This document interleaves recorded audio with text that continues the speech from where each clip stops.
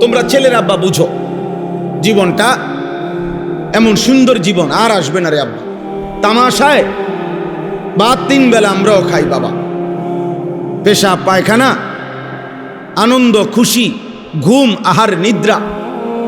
ছোট ছেলের আব্বা তোমাদের মতো সবাই দুনিয়ায় ভোগ করতেছে, সামান্য এই দুনিয়া সবাই ভোগ করছে। প্রতিদিন সবার জন্যই সূর্য ওঠে, চাঁদ ওঠে, রাত আসে, দিন আসে।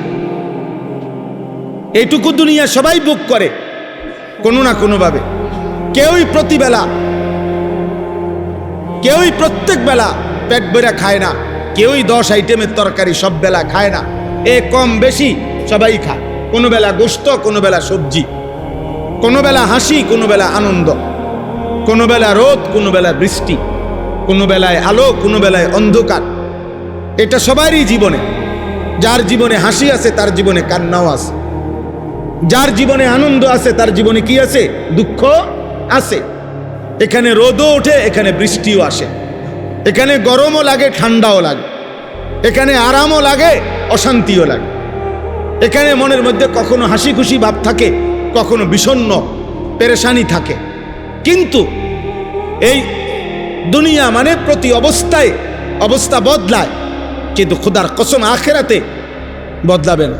যে হাসবে আর কোনোদিন কাঁদবে না, যে কাঁদবে আর কোনোদিন হাসবে না। যার জন্য সুখের ফয়সালা হবে তার আর কোনোদিন দুঃখ হবে না, যার জন্য দুঃখের ফয়সালা হবে তার জন্য আর কোনোদিন সুখের ফয়সালা হবে। কোরআনুল কারীমের মধ্যে আছে, নাফরমান জাহান্নামী আল্লাহকে বলবে, আল্লাহ জাহান্নামের এই আগুনে আমারে 1টা মিনিট 10টা মিনিট মাঝে মধ্যে কদ্দুর বিরতি দেন, এই আগুন আমি আর লাগাতার সহ্য করতে পারতেছি না। খোদার কসম আল্লাহ তাআলা বলেন, ওয়ালা ইউখাফফাফু মিন আযাবিহা। আল্লাহ বলছে, বান্দা 1 সেকেন্ডের জন্য জাহান্নামের আগুন তোমার থেকে 1 সেকেন্ডের জন্য কমানো হবে না। 1 সেকেন্ডের জন্য। কোরআনে আছে জাহান্নামের ফেরেশতাদেরকে, জাহান্নামীরা চিৎকার দিয়া বলবে, ফেরেশতা তুমি কদ্দুর আল্লাহরে কও না আমারে মৃত্যু দিয়ে দিতে, আমি আর পারতেছি না, আমি আর পারছি না, তুমি বলো ফেরেশতাকে আমাকে একটু মৃত্যু দিয়ে দিতে, আমি আর পারতেছি না। ফেরেশতা বলবে, লা ইন্নাকুম মাকিসুন, বেঈমান এভাবেই অনন্তকাল তোকে আগুনেই পড়ে থাকতে হবে। কোরআন শরীফের আয়াত। আবার কোরআনে আল্লাহ তাআলা বলছে, জান্নাতি বান্দা 1,00,000 কোটি বছরেও 1 সেকেন্ডের জন্য জান্নাত থেকে একবারের জন্য বাইর হইতে চাইবে না।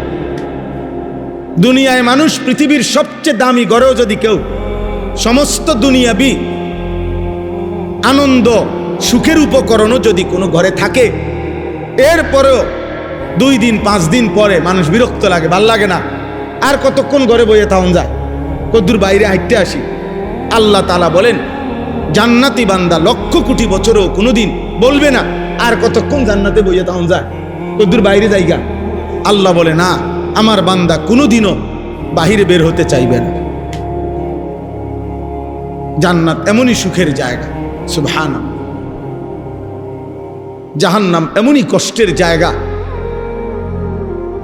যে বারবার বের হতে চাইবে কিন্তু বের হইতে পারবে, বের হইতে পারবে।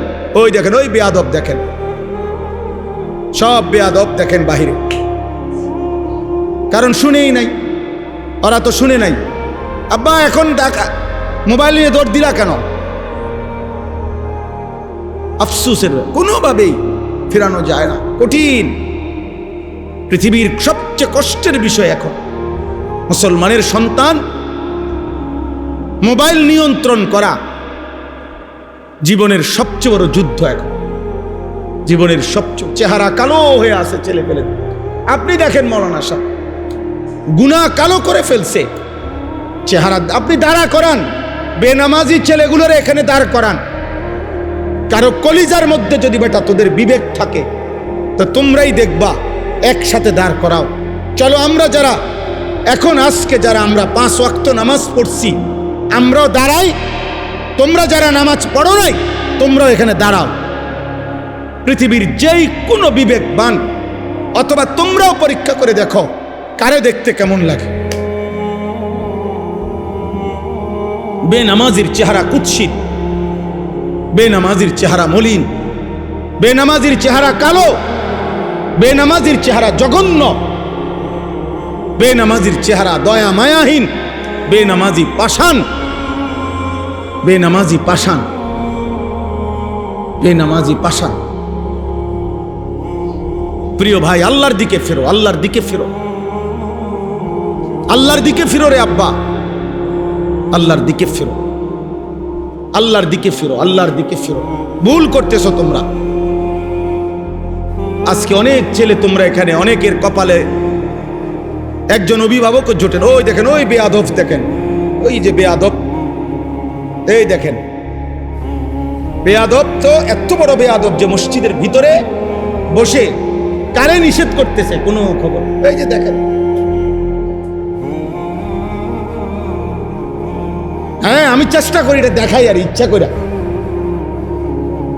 মানুষের তো লজ্জা শরম থাকে যে ঠিক আছে হুজুর যেহেতু নিষেধ করতেছে আপাতত বন্ধ রাখি না। কলিজা গাদ্দার। আরে মিয়া, আল্লাহরে পাত্তা দেই না, আমনে কিতা মিয়া, বুঝেন নাই? আল্লাহরে সেজদা দেই না, আল্লাহর কথাই পাত্তা দেই না, আমনে কিতা মিয়া? আমনের মতো দেড় হুজুর গনার ধরি নি বেড়া। মা বাপ কিতা আবার? আমি তো আল্লাহরই গনার ধরি না, নাউজুবিল্লাহ। যে আল্লাহকে সেজদা দেয় না তার কাছে তো আল্লাহই কিছু না, তো মা বাপ কি আবার? তার কাছে অন্যরা তো কিছুই না। এই গাদ্দার তো পৃথিবীর শ্রেষ্ঠ গাদ্দার, যার কপাল আল্লাহর জন্য সেজদায় নয় না। আল্লাহ তোমাদেরকে হেদায়েত দান করে, আল্লাহ আমাদের সবাইকে বুঝ দান করে। আপনাদের কাছে আমার কথা এটাই, পারিবারিক যত্নের দিয়ে সন্তান মানুষ করতে হয়। আল্লাহ নবী সাল্লাল্লাহু আলাইহি সাল্লাম বলেছেন, ফাররাজুলু রাইন আলা আহলি বাইতিহি ওয়া হুয়া মাসউলুন আনহু। নবীজি বলেন, প্রত্যেক পুরুষ তার পরিবারের সদস্যদের ব্যাপারে জিম্মাদার, অভিভাবক। কিয়ামতের দিন তার স্ত্রী পরিবার ছেলে মেয়ের ব্যাপারে মহান আল্লাহর নিকট তাকে, ওই পুরুষকে খোদার কসম নবী বলছে জবাবদিহি করতে হবে, মাসউল, জিজ্ঞাসিত হবে। নবীজি বলছে, ওয়াল মারআতু রাইয়াতুন ফি বাইতি যাওজিহা ওয়া ওয়ালাদি। প্রত্যেক নারী তার স্বামীর ঘর এবং স্বামীর সন্তানদের ব্যাপারে জিম্মাদার। ওয়া হিয়া মাসউলাতুন আনহা। প্রত্যেক নারী কিয়ামতের দিন আল্লাহর নিকট এই ব্যাপারে জিজ্ঞাসিত হবে, জিজ্ঞাসিত হবে। হ্যাঁ হ্যাঁ, আপনি চেষ্টা করেন, না না অসুবিধা নেই, আপনারা ঘাবড়ায়েন। আমি ঘাবড়াচ্ছি না, আমি এটা বুঝাইতে চাই, আমরা ফিরাইতে চাই। ফেরানো ছাড়া উপায় নাই আমাদের। আগামীর সমাজ অনিরাপদ। আমরা পৃথিবীর খবর রাখি, দেশের খবর রাখি, কেউ রাজনীতির হিসাবে খবর রাখে, আর আমরা ঈমান ইসলামের দৃষ্টিতে খবর রাখি। বুঝেন না? এই ছেলেগুলো বাঁচতে হবে, এরা বুঝতেছে না। এরা নিজেদের আগামীর জীবন অনিরাপদ বানায় ফেলতেছে, অনিরাপদ বানায় ফেলতেছে। আপনারা এই দেওরা গ্রাম মনে করেন, আজ থেকে 30 বছর আগের মানুষ যারা, তাদের অধিকাংশই আলেম ভক্ত, পীর ভক্ত। বলেন, এটা তো আপনাদের ঐতিহ্য। আমি যখন সোনাকান্দা আসছি তখনও তো আমি জানতাম, তখনও তো আমি শুনছি। এই গ্রামে তো আমি না হয়তো আরো 20 বছর আগে মাহফিল আইছি, আসছি না হুজুর? তাইলে আমি তো তখনও শুনেছি আপনারা পীর ভক্ত মানুষ, আল্লাহ ভক্ত মানুষ, আউলিয়া ভক্ত মানুষ। তাহলে এখন আপনাদের সন্তানদের এই চেহারা। আপনারা বলেন চাচারা, সামনের এই চাচারা বলেন, কথাটা বুঝছেন কিনা বলেন? আপনারা ছেড়ে দিছেন, আপনারা মেনে নিচ্ছেন, আপনারা আপনাদের সমাজে মেনে নিছেন। আপনি বক্তা এনে ঠিক করবেন? বক্তা একদিন ওয়াজ করলে এটা কি তাবিজ যে সবারই একটা একটা তাবিজ দিয়ে দিছে? জুনায়েদ বাগদাদি আর বাইজিদ বুস্তামি, বড় পীর আব্দুল কাদের জিলানী তাবিজ দিয়ে নি হয়েছে? কথা বলে না? বাইজিদ বুস্তামি তাবিজ নি হয়েছে, জুনায়েদ বাগদাদি তাবিজ দিয়ে নি হয়েছে। তো তাহলে বলেন, এই জন্য চেষ্টা করে অভিভাবক শ্রেণী যারা আছেন, আপনারা ফিকির না করলে শুধুমাত্র টাকা, সম্পদ, বিল্ডিং, উপার্জন খাইয়া পইরা জিফুত লইয়া বা তরকারি খাইয়া জীবন কাটাইলে হবে না। এদের পৃথিবী কষ্টকর হয়ে যাবে। বিশ্বাস করেন, আমরা চিল্লাইতে আসি ডেইলি, বেশি পেরেশানি করি আমরা। এদের পৃথিবী কষ্টকর হয়ে যাবে, আখেরাত তো বরবাদ হবেই। এই নারী ছবি, এই চুল চেহারা, এই বেনামাজি জিন্দিগি এখন সংখ্যাগরিষ্ঠের হার। আগে 30 বছর আগে আমরাও ছোটবেলায় ছিল, আমাদের আমরাও দেখছি, কিন্তু তখন দুষ্ট অসৎ সংখ্যা ছিল কম, নেককারের সংখ্যা ছিল বেশি। গ্রাম্য মানুষ, সাধারণ মানুষ, দিন মজুর, দিন আইনা দিন খাইতো, কিন্তু নামাজ চিনত, খেতে বদিল্লা দিত, কাম করত, মানুষের বাড়িতে কাম করত, কিন্তু নামাজ চিনত।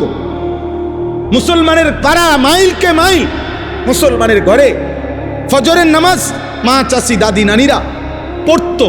ফজরের পরে ছোট্ট ছোট্ট ওজিফা, সূরা কেরাতওয়ালা, এগুলা সবার মহিলাদের হাতে হাতে ছিল।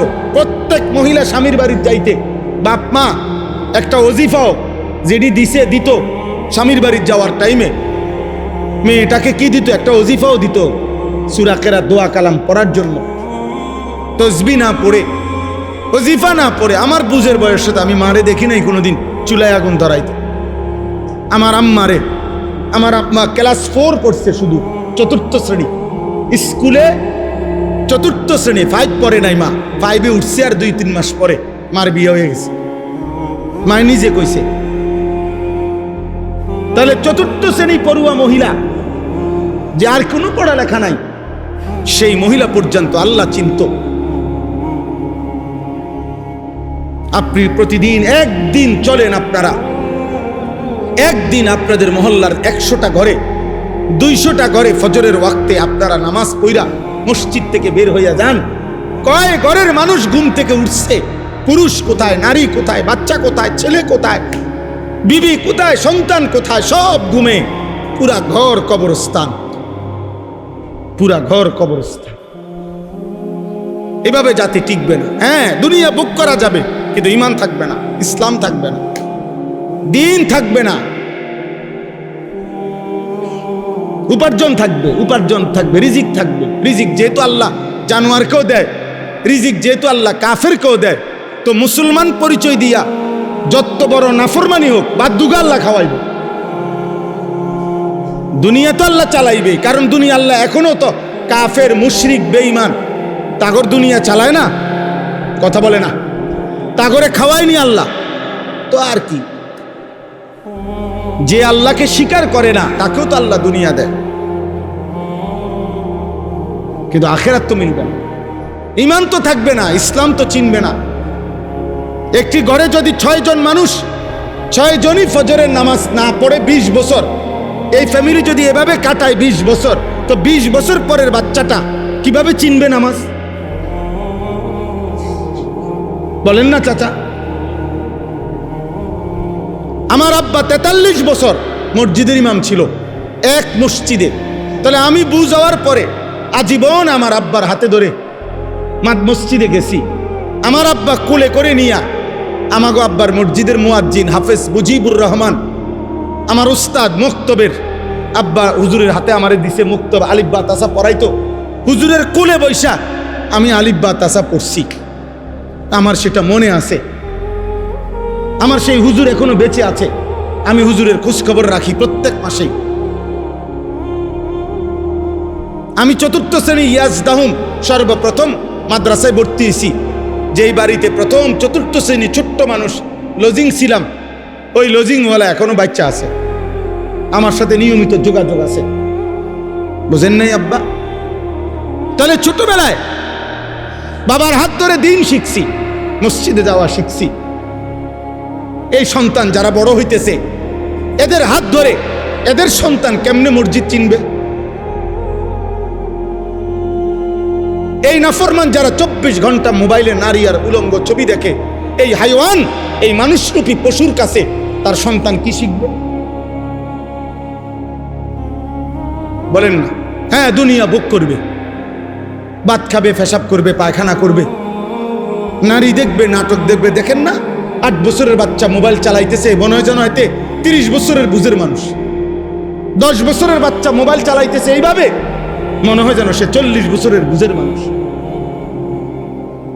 মা বাবার কাছে সে ছোট এখনো, কিন্তু হেতে নারী দেখতে দেখতে, নাটক, সিনেমা, উলঙ্গ নারী দেখতে দেখতে হেতের জীবন শেষ। কিন্তু এবারে অনক হেতে ফুলান মানুষ, মা কয় ফুলান মানুষ বলে হেতে, বাপে কয় এখনো বাচ্চা মানুষ।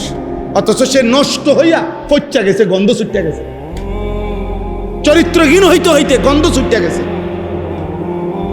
ওনাদের চোখে এখনো হেতে ফুলান। আফসুস, আফসুস বাবা, আফসুস।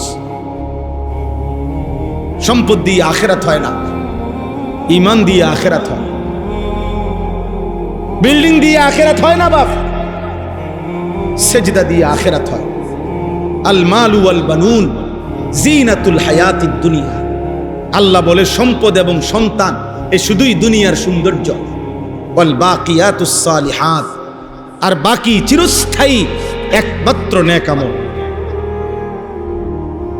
নেক আমল। দুনিয়ার ফুল যত সুন্দরই ফুটুক, ফুল সন্ধ্যা হইতে হইতে 12 ঘন্টা যাইতে যাইতে ফুলের সৌন্দর্য মলিন হয়ে যায়।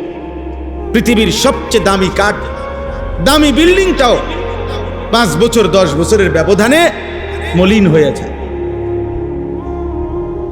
মলিন হয়ে যায়। এই জন্য এটা মনে রাখতে হবে, মানুষের পরিচর্যা করেন। একটা ছেলেও যদি বুঝো বাবা, নষ্ট হইও না। অসৎ বন্ধু, চরিত্রহীন বন্ধুর খপ্পরে পড়ে ভালো থাকতে পারতা না। চরিত্রহীন সমবয়সীর সাথে যে চলবা, মনে রাখো সে তোমারে ভালো হতে দিবে না। যার চরিত্র নাই, যেই ছেলে, ওর ভিতরে পুরা আপাদমস্তক শয়তান থাকে। বেনামাজির শরীরে পুরাটা শয়তান, সুদখোরের শরীরে পুরাটা শয়তান, ঘুষখোরের শরীরে পুরাটা শয়তান, হারাম উপার্জনকারীর শরীরে ভিতরে 24 ঘন্টা ভিতরে শয়তান থাকে। পবিত্র সেজদাওয়ালা, আল্লাহকে মানে, আখিরাতকে মানে, তার অন্তরে 24 ঘন্টা ফেরেশতা তার নেক কাজের উৎসাহ দিতে থাকে। হাদিসে এটা নবীজি বলেছে, কারো অন্তরে ফেরেশতা সারাক্ষণ গুনার কুমন্ত্রণা দেয়, কারো অন্তরে আর জি শয়তান, আর কারো অন্তরে ফেরেশতা সারাক্ষণ নেক কাজের আগ্রহ তৈরি করে। লিম্মাতুল মালাক লিম্মাতুশ শাইতান। সম্পদ দিয়ে হবে না আখিরাত, সম্পদ দিয়ে আখিরাত হবে না। বিল্ডিং দিয়ে আখিরাত হয় না, জমি দিয়ে আখিরাত হয় না, গ্রামের মাতব্বরি দিয়ে আখিরাত হয় না। আখিরাত হয় ঈমান দিয়ে, আখিরাত হয় সেজদা দিয়ে, আখিরাত হয় নবী সাল্লাল্লাহু আলাইহি সাল্লামের ভালোবাসা, সুন্নাতের অনুসরণ দিয়ে, আখিরাত হয় আল্লাহর কোরআনকে আঁকড়িয়ে ধরার। আমারও, আপনারও, বুড়ারও, জওয়ানেরও, বাপেরও, ফুতেরও, মায়েরও, ছেলেরও। কারো সুপারিশের উপরে ভরসা করেন না, আপনার ঈমান আমল ঠিক করতে হবে। আব্বা, এটা জরুরি কথা মনে রাখেন। সুপারিশ করবে নবীজি সাল্লাল্লাহু আলাইহি সাল্লাম, সুপারিশ করবে উলামা, সুপারিশ করবে হাফেজ, সব ঠিক আছে, কিন্তু একটা গুরুত্বপূর্ণ কথা মনে রাখবেন। আপনি প্রয়োজনে আরো আলেম থেকে জিজ্ঞেস করবেন। সুপারিশ মানে আবেদন, সুপারিশ মানে অনুমোদন না। অনুমোদন করবে আল্লাহ, সুপারিশ করবে নবী, সুপারিশ করবে উলামা, সুপারিশ করবে আউলিয়া, সুপারিশ করবে হাজি, সুপারিশ করবে হাফেজ, সুপারিশ করবে। সুপারিশ মানে আবেদন, আর আল্লাহ করবে কি? অনুমোদন। অনুমোদন করবে কে?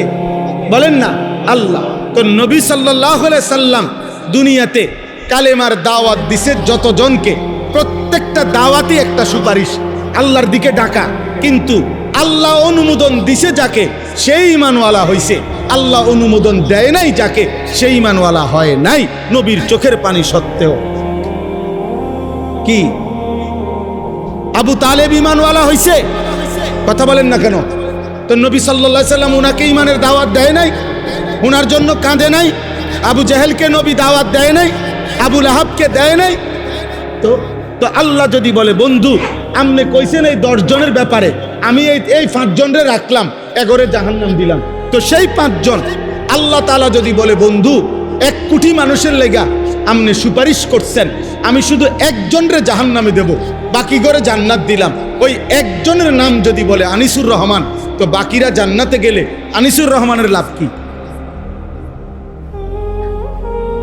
কথা বলে না? তাইলে সুপারিশের পরে একজন হাফেজ সাহেব 11 জনের নাম বলবে সুপারিশ, আল্লাহ যদি বলে যে না এরে বাদ দাও, বুঝেন নাই কথা? একজন হাজী সাহেব 400 মানুষের সুপারিশ করবে, আল্লাহ যদি বলে এই 20 জন বাদ দাও, বুঝেন নাই মাওলানা সাহেব? আপনি কি করবেন তখন? নবী তো আবু তালেবকেও বলছে 38 বছর নবীজির সেবা করছে আবু তালেব। কয় বছর জানেন? 38 বছর। আব্দুল মুত্তালিব 12 বছর বয়সে নবীজির সাল্লাল্লাহু আলাইহি সাল্লাম আবু তালেব আব্দুল মুত্তালিব দাদা ইন্তেকালের সময় চাচা আবু তালেবের হাতে নবীজিকে তুলে দিছে, বলছে আমার নাতি এতিম সন্তান, কে তো নবীজির আব্বা জান তো ইন্তেকালই করছেন, তো তোমার হাতে দিয়ে গেলাম। এই 12 বছর বয়স থেকে নবীজির বয়স যখন 50, তখন আবু তালেব ইন্তেকাল করছে। তাহলে 12 থেকে 50 কত বছর? 38 বছর। এই 38 বছরের সেবা সত্ত্বেও নবীজি, বুখারীর হাদিস, নবীজির চোখের পানি পড়ছে মৃত্যুর মুহূর্ত পর্যন্ত। আল্লাহ নবী কালিমার দাওয়াত দিছে, কিন্তু আল্লাহ 38 বছরের সেবার পরেও আল্লাহর ইচ্ছা হইছে, আল্লাহ ঈমান দেয় নাই। আর ওমর এ বেটা তরবারি হাতে, খোলা তরবারি হাতে নবীকে হত্যা করতে রওনা দিছে। বাহ্যিকভাবে নবীর কথা শুনবার, ঈমান আনবার বাহ্যিক কোনো নমুনাই তার মধ্যে ছিল না। আল্লাহ বলছে আমার ইচ্ছা হইছে, আমি উমরের ঈমান দিলাম, 38 বছরের সেবা সত্ত্বেও আবু তালেবের ঈমান দিলাম না। আমনে জিগান আল্লাহ রে, আমনে সাহস থাকলে যান, বুঝেন না? আমনে জিগান যে এটা কোন ধরনের কথা? ওমরকে আমনে হত্যা করতে যায়, আমনে ঈমান দেন, আর সেবা করে আমনে কি দেন না? এটা কার ফয়সালা? বলেন না কার ফয়সালা? তো আমনে যে বসে রয়েছেন সুপারিশ করবে, সুপারিশ 100 বার করবে, 1 লক্ষ বার করবে, কিন্তু সুপারিশ মানে তো আবেদন। আল্লাহ যদি বাদ দেয় 1 জন, 10 জন, 50 জন, সেই বাদের মধ্যে যদি আমি হই, আমনে হন, তখন কি হবে রে বাবা? কি হবে? আল্লাহ যদি বলে হাফেজ সাহেব এই 3 জন বদলাইয়া কও অন্য 3 জন, বুঝেন নাই কথা? নবীজি তো বলছে, হাদিসে আছে স্পষ্ট, নবীজি দোয়া বলছে, হয় ওমর ইবনে খাত্তাব নয়তো আমর ইবনে হিশাম, মানে আবু জেহেল, আমার এই 2 জনের একজন দেন। বলছে না নবীজি? বলছে হয় ওমরকে দেন আর নয়তো কারে দেন? এই আবু জেহেল, হের নামও ছিল আমর আর ওমরের নাম ছিল ওমর, একটু শুধু তফাৎ। ওমরের নাম হলো ওমর আর আবু জেহেলের মূল নাম হলো কি? আমর। আমর হয় এই আমর নয় এই ওমর। আল্লাহ আমার একজন দেন, আমার ইসলামের জন্য, আমার কাজের মেহনত শক্তিশালী করার জন্য আমার একজন দেন। আল্লাহ ওমরকে দিছে, আবু জেহেলকে দেয় নাই, তো কার ইচ্ছা? আল্লাহর। আল্লাহর ইচ্ছা। মক্কার জমিনে আল্লাহর ঘর কাবার সবচেয়ে নিকটে, কাবা শরীফের সবচেয়ে নিকটে সর্বপ্রথম যার ঘর, কাবা ঘরের পাশে আবু জেহেলের ঘর। আবু জেহেলের ঘরের আগে কাবা শরীফের পরে এই মাঝখানে আর কারো ঘর ছিল না, আজও নাই, ওই সময় তো নাই, এখনো নাই। আবু জেহেলের ঘর সবার আগে ছিল, নবী সাল্লাল্লাহু আলাইহি সাল্লামের ঘর একটু পরে। ওই যে পুরান একটা ভবন দেখায়, এটা রাসূলুল্লাহ সাল্লাল্লাহু আলাইহি সাল্লামের পরে। আর বাথরুম যেটা আবু জেহেলের হাম্মাম কয়, এখন এখানে টয়লেট বাথরুম, কিন্তু এটা কাবার সবচেয়ে নিকটে। তাহলে সবচেয়ে কাছে থাকা সত্ত্বেও সবচেয়ে দূরে। আর বেলালের বাড়ি হলো আফ্রিকা, হাবশা। আল্লাহ ওইখান থেকে টাইনা নবীর কদমে নিয়ে আসছে। বেলালের বাড়ি 1000 মাইল দূরে। মালিক বলে আমার মন চাইছে আমি তারে নিয়ে সাহাবী বানাইলাম। আর আবু জেহেলের বাড়ি সবচেয়ে কাছে, আমার মন চায় নাই আমি ঈমান থেকে বঞ্চিত। অন্যান্য মহিলারা কিতাবে আছে, এই হালিমা সাদিয়ার এলাকা তায়েফ, বনু সাদ, যত মহিলা আইছে মক্কায় বাচ্চা নিত বুল্লা, প্রত্যেক মহিলা নবীজির আম্মার কাছেও আইছে, কিন্তু এতিম দেখা নবীকে কেউ নেয় না, সবাই মহিলা ফিরে যায়। আর হালিমা, এতগুলো মহিলা আইছে এখানে, হালিমা এক আসেই না, উনি অন্য হানে বাচ্চা টোয়ায়। হালিমা বাচ্চা তালাশ করে অন্য ঘরে, আর বাকি মহিলারা বাচ্চা তালাশ করে নবীর দুয়ারে, নবীর আম্মার কাছে। কিন্তু আল্লাহ তাআলার আসমানি ফয়সালা, আল্লাহ যেন বলে যে আমেনা আসলেই আমি আমার বন্ধুকে দেব তাকে, না না, ওই দেখো হালিমা অন্য দুয়ারে ঘুরে, আমি তারে সেখান থেকে এনে আমার বন্ধুর দুয়ারে আনলাম, আর যারা আমার বন্ধুর দুয়ারে আসছিল তাদেরকে আমি সরাইয়া দিলাম। কার ফয়সালা? আল্লাহর ফয়সালা, আল্লাহর ইচ্ছা, আল্লাহর ইচ্ছা, আল্লাহর ইচ্ছা, আল্লাহর ইচ্ছা। কেউ কাছে থেকেও দূরে, কেউ দূরে থেকেও কি কাছে। ঈমান, আমল, নবীর ভালোবাসা, সুন্নাত দূরের মানুষকেও কাছে বানায়। আবার কাছের লোক নাফরমানি। আমিও সেদিনও বলছি একজন রে, অনেক মানুষ আছে অনেক সময় বলে যা নবীর জামানায় যদি জন্ম নিতাম কত না ভালো হইতো, কবিতা বানায়। আরে মিয়া, বুজুর্গানে দিন বলছে নবীর জামানায় জন্ম নিতাম যদি, শুধু এই কথা তুমি কেমনে বললা? নবীর জামানায় তো আবু বকরও ছিল, নবীর জামানায় তো আবু জাহেলও ছিল। কথা বুঝেন নাই আপনি? আপনারে কোন দলে রাখবে এটা আপনি কেমনে জানতেন? নবীর জামানায় জন্ম নিছেন, কিন্তু যদি বেঈমানদের দলভুক্ত হইতেন কি লাভ হইতো? আজকে 1450 বছর পরে, 1450 বছর পরে আল্লাহ যে আমার নবীর সিলসিলায় উম্মতে মুহাম্মদীর ইমানদার মা বাবার ঘরে আমারে জন্ম দিছে, এর জন্য লক্ষ কোটি সেজদা দেওয়া উচিত। যে 1450 বছর পরে হইল বন্ধু মাওলা, আপনি আপনার বন্ধুর ইমানদার উম্মতের ঘরে আমারে কি দিছেন? আর সেদিন জন্ম দিয়া যদি বেঈমানের ঘরে দিত, বুঝেন নাই কথাটা? আল্লাহ আমাদেরকে বুঝ দান করেন। তাহলে আমার এই একটা আয়াত, শুধু কথা এটাই, আমি শুধু এটাই বুঝাইতে চাই। এই আয়াতের অর্থ জন্যই আমি এটা বলতেছি। কোরআনুল কারীমের 12 নম্বর পারা, 11 নম্বর সূরা, সূরায়ে হুদ, এই সূরার 12 নম্বর আয়াত, এই একটি আয়াতের তর্জমা বলতেছি। এটা বোঝানোর জন্য এই কথাগুলো বলতেছি যে সম্পদ দিয়ে আখিরাত হয় না, সম্পদ দিয়ে নবী মিলে না, সম্পদ দিয়ে আল্লাহর ভালোবাসা মেলে না। ঈমান, সেজদা, তাকওয়া, সুন্নাত, আখিরাতের ভয়, এর দ্বারা আল্লাহ মিলে, রাসূল মিলে সাল্লাল্লাহু আলাইহি ওয়াসাল্লাম। এখানে এই আয়াতটা এবার একটু শুনে। মক্কার কাফেররা নবীজি যখন কালেমার দাওয়াত দিতেন, তো মক্কার কাফেররা নবীজিকে 2টা প্রস্তাব দিছে, 2টা কথা বলছে, বহু কথাই বলছে। এই আয়াতের আলোকে 2টা কথা। 1 নাম্বার, মক্কার কাফেররা বলছে, মুহাম্মদ, যদি তোমার কাছে অগণিত সম্পদ, ধন ভাণ্ডার থাকতো তাহলে আমরা ঈমান আনতাম। কারণ তখন বুঝতাম যে ঈমান আনার কারণে আমাদের চাওয়া পরিমাণ, হিউজ পরিমাণ আমরা টাকা পয়সা ধন সম্পদ পাবো। অন্ধে দেই তোমারই পেট চলে না, তুমি ক্ষুধার্ত থাকো বহুবেলা, তুমি আমরা দিবা কি দাও? নাউজুবিল্লাহ। কাজেই তোমার কাছে যদি বিপুল পরিমাণ কানজুন, ধনভাণ্ডার থাকতো তাহলে ঈমান আনতাম। 2 নাম্বার, মক্কার কাফেররা বলল, মুহাম্মদ, যদি তোমার সাথে একজন প্রকাশ্য ফেরেশতা পাইতাম, যেই ফেরেশতা প্রকাশ্যে আমগোর লগে কথা কয় আর বলতো যে মুহাম্মদ আল্লাহর নবী, তোমরা তাকে মানো, এরম যদি একজন ডাইরেক্ট ফেরেশতা বলতো তাইলে আমরা ঈমান আনতাম।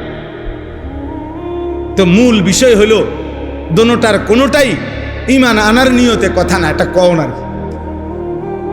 ফেরেশতার চাইতে লক্ষ কোটি কোটি কোটি কোটি গুণ ঊর্ধ্বে সম্মানে, ইজ্জতে, মর্যাদায় আল্লাহর পরে গোটা কায়নাতের মধ্যে আল্লাহর সর্বশ্রেষ্ঠ মর্যাদাবান ব্যক্তি নবী মুহাম্মদ সাল্লাল্লাহু আলাইহি সাল্লাম, উনি ডাইরেক্ট বলার পরে তুমি ঈমান আনো না, তুমি ফেরেশতা কইলে ঈমান আনবে। নবীজির মর্যাদার সামনে ফেরেশতা কিটা? কথা বলে না। নবীজির মর্যাদার সামনে ফেরেশতা কিছু। সাধারণ মানুষের মর্যাদার সামনেই তো ফেরেশতা কিছু না। মানুষের মর্যাদা বেশি, আদমের মর্যাদা বেশি। তো সেখানে আমাদের নবী সাল্লাল্লাহু আলাইহি সাল্লাম, আনা সাইয়্যিদু ওয়ালদি আদম, নবীজি বলছে আমি আদমের সর্বশ্রেষ্ঠ সন্তান, আমার চাইতে বেশি দামি কেউ নাই। ওয়ালা ফখরা, আর এটা আমার গর্ব নয়, এটা আমার আল্লাহর দান। তাহলে এটা আসলে কি ঈমান আনার জন্য বলছে? সম্পদের চাওয়া এটাও দুনিয়ার লোভে, আখিরাতের লোভে, আখিরাতের লোভে মূলত ঈমান না। আমাগো দেশে বলে, আপনাদের দেশে আছে কিনা, গ্রাম্য একটা কথা আছে যে আগের দিনে গ্রামে গঞ্জে ব্যাপকভাবে মানুষ একজন আরেকজনের বাঁশ দিত, বাঁশ ঝাড়ে বিভিন্ন দরকারে মানুষের বাঁশ মুড়ার থেকে 2টা বাঁশ 3টা বাঁশ খুঁজা লইতো, ও আমার 2টা বাঁশ দরকার, আপনি কত দিবানি। তো মানুষের দিত একজন আরেকজনের বাঁশ মুড়ার, বাঁশ দিত কাজে কর্মে। তো আমাদের দেশে এই লাকসাম নোয়াখালীর দিকে বলে আর কি যে রবিবারে কি দেয় না, বাঁশ দেয় না, রবিবার দিন কি দেয় না, বাঁশ দেয় না। আমগো দেশে আছেন এরকম করছে, মানে রবিবারে বাঁশ দেয় না। আর আমগো দেশে কয়ের তো এক বেটা আরেক বেটার কাছে 2টা বাঁশ চাইছে। এখন মূলত এই লোকের দেওয়ার কোনো খেয়াল নাই, এই জন্য হেরে কইছে কয় রবিবারে আইও। তো বেটা যখন সত্যি সত্যি রবিবারে আইছে 2টা বাঁশের লেগা, কত তুমি জানো না রবিবারে বাঁশ দেয় না। তো এইটারে বলে আরে আমগো দেশে যে বাঁশ না দইনারে কইও রবিবারে আইতে, মানে আসলে কোনো বাঁশ দিত না, এই জন্য তারিখ কইছে কি বার, রবিবার। তো এই বেঈমান মূলত ঈমান আনবে না এরা। এই জন্য বলছে মুহাম্মদ, তোমার কাছে যদি অঢেল সম্পদ থাকতো তাইলে ঈমান আনতাম, তোমার কাছে যদি প্রকাশ্য ফেরেশতা থাকতো তাইলে ঈমান আনতাম। তো আল্লাহ তাআলা এই বেঈমান কাফেরদের এই 2 কথার জবাবে আল্লাহ নবীজিকে বলছেন, বন্ধু আপনার কাছে আমার নির্দেশ, আমি আল্লাহ আপনাকে যেই দ্বীনের দাওয়াত দিতে বলেছি, আপনি এদের সম্পদের আবদার কিংবা ফেরেশতার আবদার, কোনো আবদার সত্ত্বেও আপনি একটুকু কথা, আমি আল্লাহ যা বলেছি তার কিছু কথাও আপনি ত্যাগ করবেন না, এক শব্দ আপনি বাদ দিবেন না, 1 সেকেন্ডের জন্য আপনার মনটা ছোট করবেন না। আপনারে যা বলছি, আপনার মেহনত, আপনার দাওয়াত, আপনার তালিম, আপনার তাবলীগ, আপনার তাজকিয়া, আপনার ফিকির, আপনার দাওয়াত চেষ্টা করতে থাকে। আপনি কোনো কি করেন না, এসব কথায় ঘাবড়ায়েন, ঘাবড়ায়েন, ঘাবড়ায়েন। ইন্নামা আনতা নাযীর, এইটাই ফালাআল্লাকা তারিকুম বা'দা মা ইউহা ইলাইকা। আল্লাহ বলতেছেন মহব্বত করে, বন্ধু তাহলে কি আপনি আমি আল্লাহ তাআলার কথা ছেড়ে দিবেন? ওয়াদাইকুম বিহি সাদরুকা, মনটা ছোট করে ফেলবেন। আইয়াকুলু, কাফেরদের এই কথার কারণে যে লাউলা উনজিলা আলাইহি কানজুন, যদি মুহাম্মদের কাছে ধনভাণ্ডার থাকতো, আও জাআ মাআহু মালাক, অথবা যদি তার সাথে একজন ফেরেশতা থাকতো, আমরা ঈমান আনতাম। এই কথার কারণে আপনি আমার কথা বলা ছেড়ে দিবেন? আপনি মন ছোট করবেন না, কখনোই। বরং ইন্নামা আনতা নাযীর, আপনার পরিচয় আপনি হচ্ছেন আল্লাহর পক্ষ থেকে ভয় প্রদর্শনকারী। আপনি জাহান্নামের ভয় দেখান, আপনি কবরের ভয় দেখান, আপনি আখিরাতের ভয় দেখান। এই দেখেন আব্বা, আজকে 22 বছর আলহামদুলিল্লাহ, 2004 সাল থেকে এই আল্লাহর দয়ায়, আল্লাহর দয়ায়, আল্লাহর দয়ায় এই 2-4 শব্দ কথা বলার সুযোগ আল্লাহ দিয়েছেন। আজ 22 বছর যাবৎ সুখে কিংবা দুঃখে, আনন্দ কিংবা বেদনায়, মূল্যায়ন কিংবা অবমূল্যায়ন, ভালোবাসা কিংবা বিদ্বেষ, হার হালাতে আল্লাহর কথা বলার চেষ্টা আমরা করছি। কখনো মূল্যায়ন করছে, কখনো অবমূল্যায়ন করছে, কখনো কেউ ভালোবাসছে, কখনো কেউ বিরোধিতা করছে, কখনো কারো পছন্দ হয়েছে, কখনো কারো পছন্দ হয় নাই, কখনো পেট ভরে খাইছি, কখনো খানা পাই নাই, কিন্তু সব হালাতে আল্লাহর কথা বলার চেষ্টা করছি, আল্লাহর কথা বলার চেষ্টা করছি। নূহ আলাইহিস সালাম বলছে, আল্লাহ 950 বছর আমি রাত্রি দিন আপনার কথা বলেছি, রাত্র দিন, লাইলাও ওয়া নাহারা। কখনো কানে কানে বলছি, কখনো গোপনে বলছি, কখনো একজন একজন করে বলছি, কখনো সবার সাথে বলছি, কখনো চিৎকার করে জোর আওয়াজে বলছি, কখনো হালকা আওয়াজে বলছি, কখনো আপনার শ্রেষ্ঠত্বের কথা বলছি, কখনো দুনিয়াবি বিভিন্ন প্রয়োজনীয় জিনিস আপনি দিবেন এগুলোর কথা আশ্বাস দিয়ে দিয়া বলছি, সব আইটেমে বলছি মাওলা আপনার বান্দা আমারে কাল ফিরাইয়াই দিল। তো কোরআন শরীফের আয়াত। ইব্রাহিম আলাইহিস সালাম বলছে 950 বছর পরে একজন নবী 950 বছর পরে কি পরিমাণ ব্যথা নিয়ে বলছে, আল্লাহ একদিন 2 দিন না, আজ 950 বছর আমি দুয়ারে দুয়ারে দৌড়াইছি, ওরা আমার কাল ফিরাইয়া দেয়, আমি আর কি করব। এই আল্লাহ তখন জানাইছে নূহ আর লাগবে না, ওয়া উহিয়া ইলা নূহিন আন্নাহু লা ইউমিনা, আর ঈমান আনবে না, শেষ, তুমি নৌকা বানাও, আমি তুফান দিয়ে শেষ করে দেব, আমি বন্যা দিয়ে শেষ করে দেব। মুসলমানের ছেলে শোনো আব্বা। তখন নূহ আলাইহিস সালাম বলছে, কোরআনে আছে, রব্বি লা তাযার আলাল আরদি মিনাল কাফিরিনা দাইয়ারা।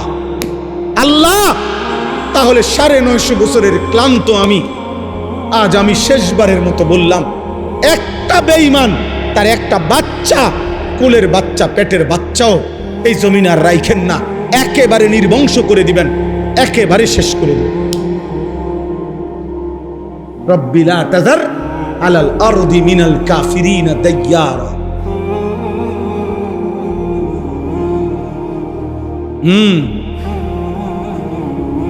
আউলি আম্বিয়া নবী মনের কষ্ট যখন উঠে গেছে,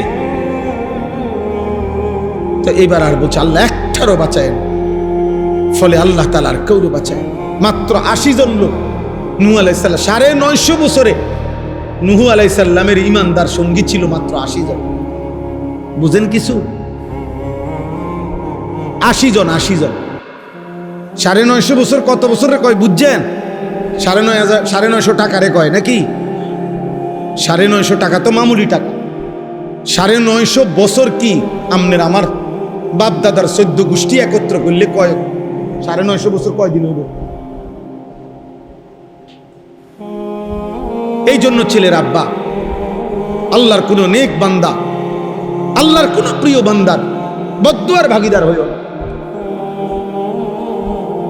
কি করছো তোমরা? মা যদি বলে ফেলে, পুত আহা তুই বুঝি মারে এত বেজ্জতি করলি, তোরে পুত আমি 2 বছর দুধ খাওয়াইলাম, তুই বুঝি আমার আল্লাহরে একটা সেজদা দেস। মা যদি বলে ফেলে আব্বা তোর জীবন শেষ হয়ে যাবে। বাপ যদি বলে বাপ ফুত আমি 12টা বছর 16টা বছর 18 বছর তোর লাগা কষ্ট করে রোজগার করছি, কষ্ট করে না খাইয়া না দাইয়া, তুই বুঝি আমার এত বড় বেজ্জতি করলি, তোমার জীবন শেষ হয়ে যাবে।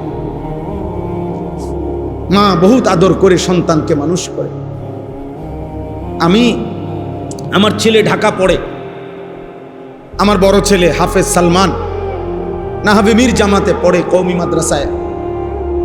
তো আজকে প্রায় 2.5 মাস পরে বৃহস্পতিবার দিনে, যে বৃহস্পতিবার আজকে হলো রবিবার, আমি ঢাকার থেকে তারে মাদ্রাসার থেকে সকালবেলা 11:30টার দিকে আমার গাড়িতে করে আনছি আমি নিজে। তো আনার পরে দুপুরবেলা 3টা 3:30টার দিকে আমি ভাত খাইতেছি, আমার ছেলেটাকে নিয়ে বসছি, আমার ছোট ছেলে মেয়ে ছোট মেয়ে খাইতে বসছি একসাথে। অনেক তরকারি, অনেক কিছু, গোশত মাছ টাছ, আমার বিবি ওর মা ও রান্না করছে, রান্না করে এগুলা সব দিছে। তো পাশে বইছে মুরাদ। তা আমি ওরে বললাম যে তুমিও বসো, তুমিও খাও, প্লেট নাও। ছেলেটাও বইছে। তো আমি উদাহরণ দেওয়ার জন্য বুঝাইতেছি আর কি। ও বলতেছে আমার বিবি, ওই আমার ছেলের মা এ বলতেছে আমার ফুতে আইসগা 2-2.5 মাস পরে আইছে, আমার ফুতে খাক, আমি কিন্তু চাই। মা কেমন হয়? সন্তানের মা এমনই হয়। এভাবেই প্রতিটা মা সন্তানকে কি করছে, যে আমার ফুতে খাক, আমি কিন্তু চাই। আমার ফুতে যেমন মানে অর্থাৎ ভাবটা এমন যে আরে আমার ফুতে আজগা 2.5 মাস মাদ্রাসায় কি খাইছে না খাইছে।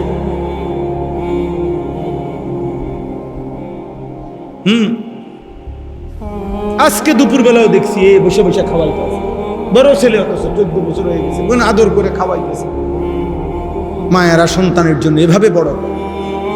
আর সেই সন্তান তোমরা দিন নাই রাত নাই, কে মা কে বাবা,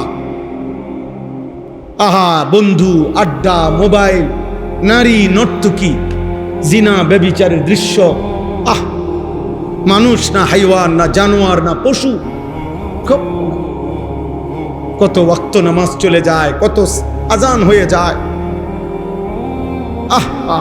365 দিন, 1 বৎসরে মানুষরূপী এই জানোয়ার একদিনও ফজরের নামাজ পড়ে না। এটা আস্থা জানোয়ার, এটা আস্থা জানোয়ার, এটা আস্থা জানোয়ার। এটা মানুষের ঘরে পশুরূপ, মুসলমানের ঘরে। ইন্নামা আনতা নাযীর। আল্লাহ বলছে, বন্ধু আপনি হচ্ছেন ভয় প্রদর্শনকারী। কবরের ভয় দেখান, জাহান্নামের ভয় দেখান। কোরআনে আছে ফাযাক্কির ইন্নামা আনতা মুযাক্কির। বন্ধু আপনি উপদেশ দেন, আপনি মুযাক্কির, আপনি উপদেশদাতা। কখনো বলছে আপনি ভয় প্রদর্শনকারী, কখনো বলছে আপনি উপদেশদাতা, কখনো বলছে ওয়া দাঈয়ান ইলাল্লাহি বিইযনিহি। আপনি হচ্ছেন আমার সেই বন্ধু। ইন্না আরসালনাকা শাহিদান ওয়া মুবাশশিরান ওয়া নাযীরা। আপনাকে আমি সাক্ষী হিসাবে পাঠাইছি, আপনাকে আমি জান্নাতের সুসংবাদ দানকারী হিসাবে পাঠাইছি, আপনাকে আমি জাহান্নামের ভয় প্রদর্শনকারী হিসাবে পাঠাইছি। ওয়া দাঈয়ান ইলাল্লাহি বিইযনিহি। আল্লাহর হুকুমে আল্লাহর দিকে মানুষকে আহ্বানকারী হিসাবে আমি আপনাকে পাঠাইছি। ওয়া সিরাজাম মুনীরা। আপনাকে আলোকিত ঝলঝলে সূর্যের মতো নূর আর আলোকিত করে আমি আল্লাহ আপনাকে পাঠিয়েছি। আপনি বলেন, কোরআনে আল্লাহ বলছে রুসুলাম মুবাশশিরিন ওয়া মুনদিরিন। সমস্ত রাসূল নবীদেরকে আমি সুসংবাদদাতা এবং ভয় প্রদর্শনকারী হিসেবে পাঠাইছি। কখনো জান্নাতের সুসংবাদ দিছে, কখনো জাহান্নামের ভয় দেখাইছে।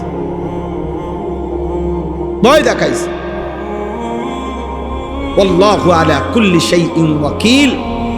আল্লাহ বলেন, শেষ কথা হলো বন্ধু আপনি ঘাবড়াবেন না, আপনি মন খারাপ করবেন না, আপনার মন ছোট করবেন না, আপনি বলা বন্ধ করবেন না, বরং আমি আল্লাহই হচ্ছে চূড়ান্ত ওয়াকিল, অভিভাবক। আমি ফয়সালা করব ইমানদার কে হবে, বেঈমান কে হবে, হেদায়েত মিলবে কার, মিলবে না কার, আমার এই ফয়সালা। আপনি বলতে থাকেন, আপনি মেহনত। এজন্য নবী সাল্লাল্লাহু আলাইহি সাল্লাম ইন্তেকালের মুহূর্তেও আম্মাজান আয়েশা রাদিয়াল্লাহু তাআলা আনহাকে মৃত্যুর মুহূর্তে নবীজির স্ত্রী আম্মাজান আয়েশার বুকে মাথা রাইখা শেষ আজরাইল আর জিব্রাইল মালাকুল মউত সামনে নবীজি বলছেন, আয়েশা আমি চলে যাচ্ছি, আমার উম্মতকে শেষবারের মতো বইল আসসালাত আসসালাত আসসালাত। আমার উম্মত যেন নামাজ ঠিক রাখে, আমি হাসরের ময়দানে আমার হাতে জান্নাত বুঝায় দেব।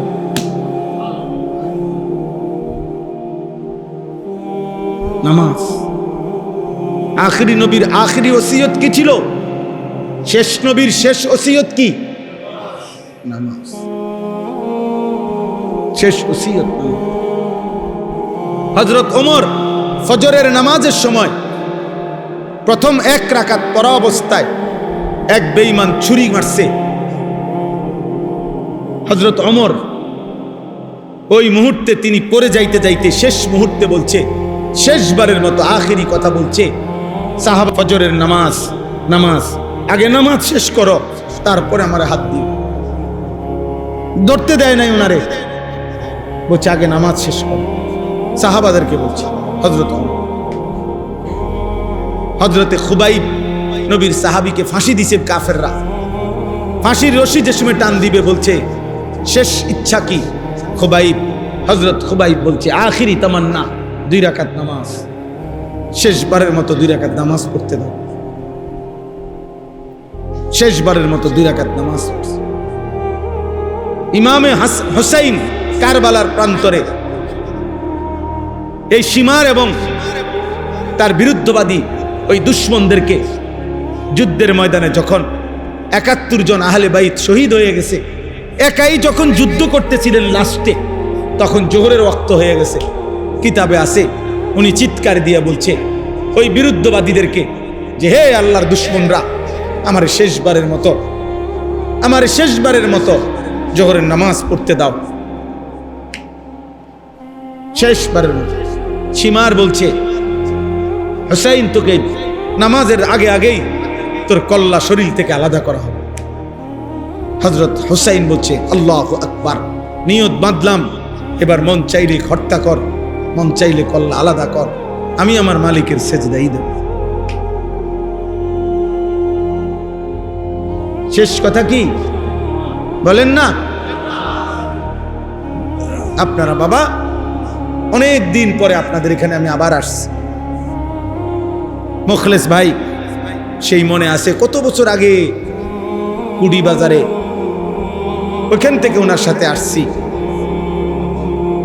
আমার শায়েখ, আমার উস্তাদ, আমার মুরব্বী আল্লামা মুফতি মুশতাকুন নবী কাসিমি হাফিজাহুল্লাহ হযরতের সাথে এখানে বয়ান করছি। আসছি মসজিদের ওই উঁচায় ছোট্ট রুমে, ওনান দিয়ে মসজিদ, এটাই তো মসজিদ না জি, ছোট্ট একটা রুম ছিল না, ওই রুমের মধ্যে ওই কোনায়, জি জি এন্ডে কোনা, এই ছোট্ট রুমে বসছি।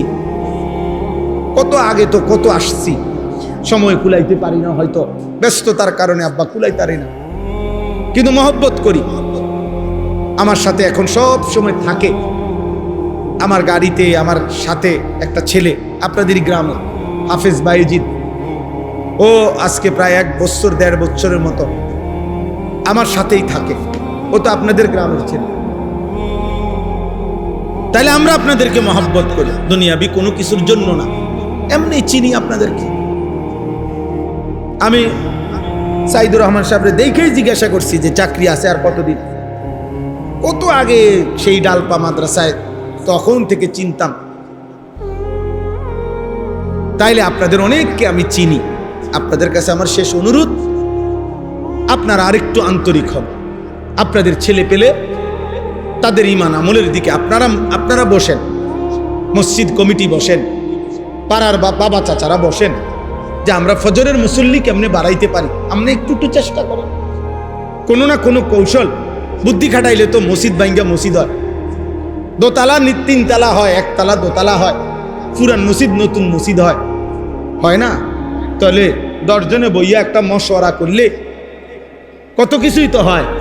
তো 10 জনে মশওয়ারা করলে তো এটাও করা যায় যে চলেন না আমরা ছেলেগুলারে বলি, 5 জন মুরব্বী 10 জন মুরব্বী বলেন না কদ্দু যে আব্বা নামাজ পড়ো, তুই তো মুসলমান, আব্বা মরবি, মাতেই না ওমা। মুরব্বীদেরও কি অবস্থা হইল, এবারও বইয়া বইয়া শুধু বসে থাকে, চুপ করে বসে থাকে।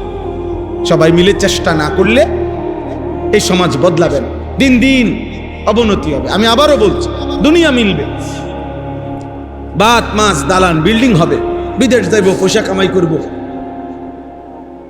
হ্যাঁ দেশে কামাই করব। আজকে আমি আপনার কুমিল্লা পদুয়ার বাজার বিশ্ব রোড মাছ কিনতে গেছি, আজকে মনে 6 মাস পরে, পদ্মার বাজার বিশ্ব রোড কয়ের কে। তো আমার বাচ্চারা সবাই মাদ্রাসা বন্ধ, ওই যে এই সপ্তাহ আমাদের কওমি মাদ্রাসা বন্ধ। তো বাচ্চারা বলছে আব্বু ইলিশ মাছ খাবো। তো কিনতে গেছি, ইলিশ মাছ বলতেছে 2800 টাকা কেজি, বুঝছেননি? 1 কেজি 200 কম 3000 টাকা।